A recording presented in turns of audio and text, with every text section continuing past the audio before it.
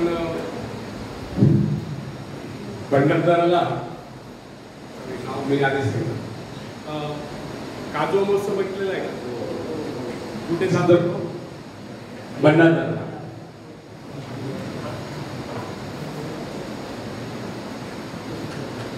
काजूला हिंदीत काय म्हणतात? जुगनू.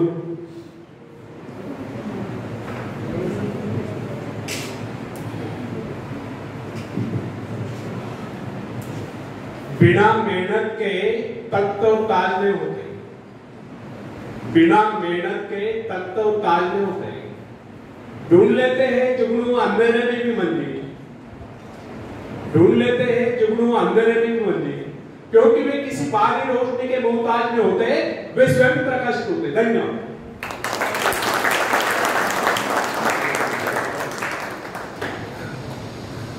तो फ्रेंड्स, एक व्यक्ति है जिसके शरीर में स्वच्छ रक्त संचार हो रहा है, जिसके चौड़े कंधे हैं, सुंदर मजबूत 2 हाथ है, जिसका वजन भी अच्छा है, जो सभी अंगों से युक्त तथा शरीर से चुस्त मस्त है. ऐसा व्यक्ति अगर दूसरों से सहायता मांगता है तो आप उसे क्या कहेंगे, उसके बारे में क्या सोचेंगे? अवश्य वह सर्वांग संपन्न होकर भी अपंग कहलाएगा. आप ऐसे अपंग मत बनिए, आप सामर्थ्यवान बनकर दिखाइए. आप ऐसे बनकर दिखाइए कि लोग आपसे सहायता पाने की चेष्टा करें. क्या आपको पता है कि आप जिन लोगों को जानते हैं उनमें बहुत से ऐसे हैं जिन्हें किसी दूसरों से सहायता की प्रतीक्षा है. सही बात तो यह है कि उनमें से बहुत से लोगों को इस बात का भी पता नहीं उन्हें जो सहायता चाहिए वो कहां से मिलने वाली.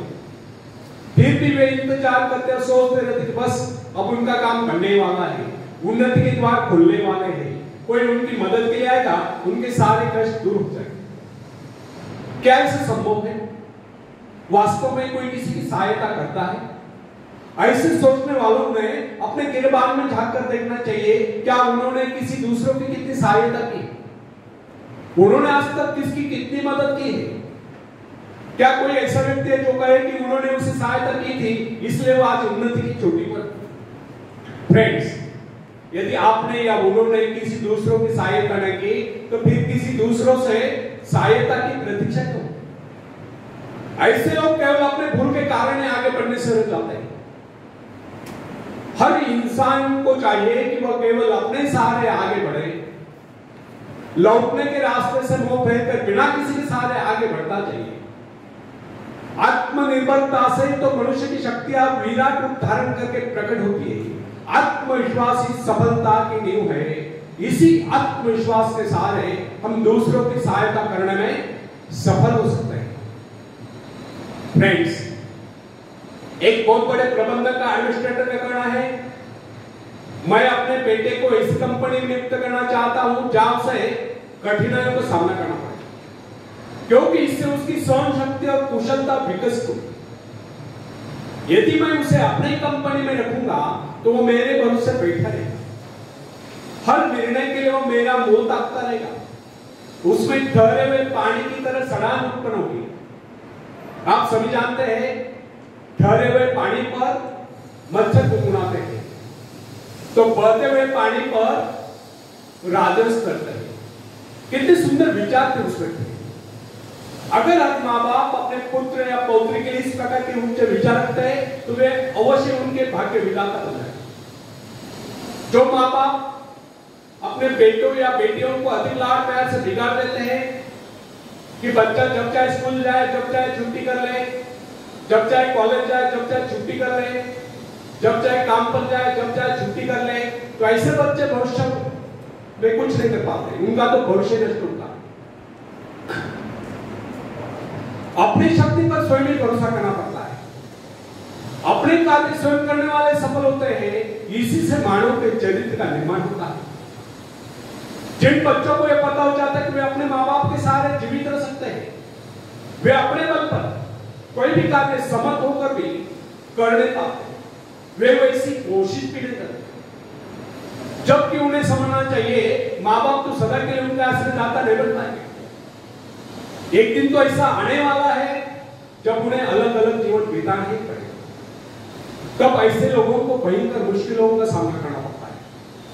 इसलिए फ्रेंड्स, यदि आरंभ से अपने कार्य स्वयं करने की आदत डाली जाए तो यह आदत आपके भविष्य के लिए बहुत ही लाभकारी सिद्ध होगी। जब चाहे शक्ति के सहारे आप जमीन पर पांव टिकाकर आगे बढ़ सकते हैं। सफल वही होता है जो अपनी शक्ति पर भरोसा करता है। अपने काम स्वयं करने वाले सफल होते हैं, दूसरों के सहारे आगे बढ़ने वाले अक्सर भंवर में फंस जाया करते हैं।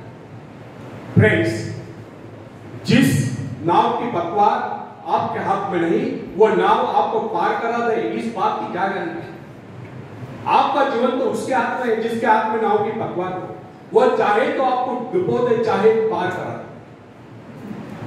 फ्रेंड्स, जब नदी में बाढ़ आती है तब जो साहसी है, जिसे अपनी शक्तियों पर पूरा विश्वास है, वह तो तय कर उस पार चला जाएगा। लेकिन जो डरपोक और काय है, वह तो बीच मझधार में डूबकर अपनी जान दे देगा। सहायता पाना और सहायता की प्रतीक्षा करना, दोनों ही बातें प्रगति की राह में बाधा है। अतः हर युवक या युवती के लिए आवश्यक है तो शुरू से ही अपने काम स्वयं करने की आदत डालें। अपने माँ बाप आदि लोगों की शक्ति से विश्वास हटाकर केवल अपनी शक्ति के बल पर आगे बढ़ने की कोशिश करें। जिस क्षण आप बाहरी सहायता लेना बंद कर देंगे, उसी क्षण आपके भीतर आत्मनिर्भरता का अंकुर फूटते हुए महसूस होने लगेगा। स्वयं कार्य करते समय यदि आप असफल भी हो जाते हैं तो बिना उस असफलता को घबराए तुरंत उस कमी की खोज कीजिए जिसके कारण आपको असफलता मिली, और जैसे आप उस कमी को खोज निकाले तुरंत उसे दूर करने के प्रयास में जुट जाइए। आपका वास्तविक आदत तभी होगा जब आप एक सफल व्यक्ति के रूप में दुनिया के सामने आओगे। मगर यदि आप एक व्यक्ति के बाद दूसरे व्यक्ति के आगे हाथ फैलना शुरू कर देंगे तो लोग आपको मंगता या भिखारी कहेंगे। अतः आप ये प्रण कर ले कि आपको केवल अपने भरोसे जीना है, ना कि किसी की दया पर। क्योंकि बाहरी सहायता किसी किस वक्त में वरदान सिद्ध होगी, अधिकतर समय अभिशाप ही सिद्ध होगी। बाहरी सहायता मनुष्य की काम करने की गति को बंद करके शरीर में सुस्त दिला देती है।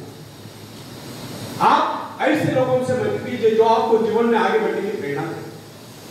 कुछ लोग एक बाजू या एक पाव वाले होते हैं, फिर भी व्यक्ति लगन और अपनी मेहनत से अपनी जीविका चलाते हैं, फिर तो आपको हट्टे कट्टे फिर आगे बढ़ने की कोशिश आप क्यों नहीं कर सकते? मैं एक ऐसे व्यक्ति को जानता हूं जिसका एक पैर किसी रेल दुर्घटना में कट गया था। उसने कभी किसी से भिक्षा नहीं मांगी, किसी से दान लेना गवारा नहीं किया, यहां तक कि अपने बहन भाई का भी उसने कभी सहारा नहीं लिया। उसने एक छोटा सा धंधा फुटपाथ पर आरंभ किया। शुरू में वो न्यूज़पेपर बेचने लगा, 2 पैसे बचाकर उसने वजन तोलने की मशीन खरीदी, उस पर अपना पेट पालने लगा। आज वही व्यक्ति उसी फुटपाथ के किनारे एक बहुमंजिला बिल्डिंग में न्यूज़पेपर स्टॉल लगाकर बैठा है, साथ में जेरॉक्स सेंटर भी खोल रखा है, और सुना है आजकल वो मोबाइल शॉपिंग भी चला रहा है। वो स्वाभिमानी, किसी से मदद लेना वो अपना अपमान समझता था। आज वही व्यक्ति उन लोगों को जिनके हाथ पैर सलामत है, ऐसे परिवारजनों को खिलाता पिलाता है, उनके हर प्रकार की सहायता मदद करता है, तो इसमें किसी को हैरत न हो। आज वो दूसरों की सहायता करने योग्य हो चुका है। वो उन लोगों के लिए प्रेरणा स्थान है जो सर्वांग संपन्न होकर भी दूसरों से सहायता पाने की आशा रखते हैं। फ्रेंड्स, मैं केवल उस विकलांग की बात नहीं करता जिसे मैं जानता हूं। इस संसार में ऐसे बहुत से विकलांग लोग हैं जो अपनी हिम्मत से खूब दिखा रहे हैं और अपने परिवार को भी पाल रहे हैं। ऐसे स्वाभिमानी, मेहनती, आत्मविश्वासी और साहसी लोगों को अपनी जीविका चलाते देखकर हमें स्वयं के विषय में सोचना चाहिए कि क्या हम पूर्णतः स्वस्थ हैं, साथ ही सभी अंगों से युक्त तथा शरीर से चुस्त मस्त होकर भी क्या हम अपने आप को समर्थ समझने का अधिकार रखते हैं? यदि हाँ, तो फिर किसी दूसरों से सहायता की प्रतीक्षा करें। कोई भी स्वस्थ तथा सर्वांग संपन्न व्यक्ति तब तक अपने आप को समर्थ समझने का अधिकार नहीं रख सकता जब तक वो समझता है कि वो किसी का अधीन है। वास्तविक स्वतंत्रता एक ऐसा उपाय है जिससे मनुष्य की शक्ति दोगुनी जाती है। इस प्रकार की भावना अन्य किसी प्रकार से प्राप्त नहीं। जब कोई युवक या युवती अपने हिम्मत के साथ किसी व्यापार में उतरता है तो उसके मन में एक श्रेष्ठ भावना अवश्य उत्पन्न होती है। यही भावना उसे प्रसन्नता प्रदान करती है।